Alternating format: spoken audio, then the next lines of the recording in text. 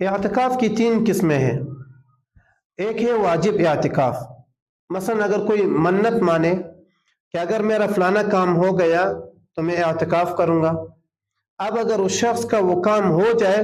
تو اس پر واجب ہے، ضروری ہے کہ وہ اعتکاف کرے اور اعتکاف روزے کے ساتھ ہوں۔ دوسرا ہے سنت اعتکاف۔ سنت اعتکاف اسے کہتے ہیں کہ آپ 20ویں رمضان کو سورج کے غروب ہونے سے پہلے پہلے اعتکاف کی نیت سے مسجد میں آئے، اس مسجد میں جس میں 5 وقتہ نماز ہوتی ہو، اور عید کا چاند نظر آنے تک آپ اسی مسجد میں اعتکاف کی نیت سے ٹھہرے رہے، تو اس کو سنت اعتکاف کہتے ہیں۔ ویسے تو اعتکاف ہر بندے کو کرنا چاہیے، لیکن اگر محلے میں سے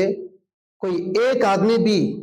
اعتکاف میں بیٹھ جائے تو سب کی طرف سے اعتکاف ادا ہو جائے گا، لیکن اگر کوئی ایک شخص بھی نہ بیٹھے تو سب گناہگار ہو جائیں گے۔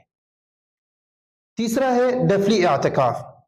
اس میں نہ رمضان کی شرط ہے، نہ روزہ رکھنے کی شرط ہے، بس اگر کوئی مسجد میں آئے بس نفل اعتکاف کی نیت کر لے تو اللہ تعالیٰ اسے اس پر بھی ثواب عطا فرما دیتے ہیں۔ جیسے کہ کوئی شخص کہے کہ یار 20ویں رمضان کو مجھے کوئی مسئلہ درپیش ہوا تھا، میں کسی کام سے کسی اور جگہ چلا گیا تھا،